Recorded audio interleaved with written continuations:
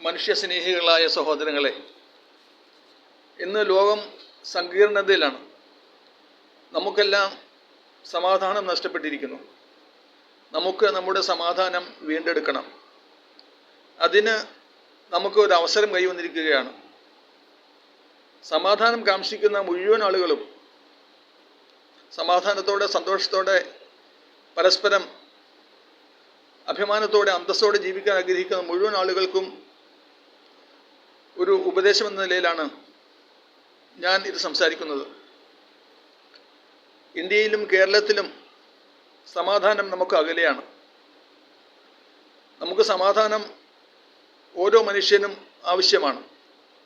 എന്തിന്, മൃഗങ്ങൾക്ക് പോലും ഇന്ന് സമാധാനം ആവശ്യമാണ്. അതുകൊണ്ട് അവർ നാടുനീളെ ഇറങ്ങി ജനങ്ങളോടൊപ്പം ഇടപഴകാൻ ശ്രമിക്കുന്നു. സമാധാനം എല്ലാവരും കൊതിക്കുന്നു, ആഗ്രഹിക്കുന്നു. നമ്മുടെ ജീവിതത്തിന് അർത്ഥം കിട്ടണമെങ്കിൽ സമാധാനം ആവശ്യമാണ്. സമാധാനകാംക്ഷികളായ നാം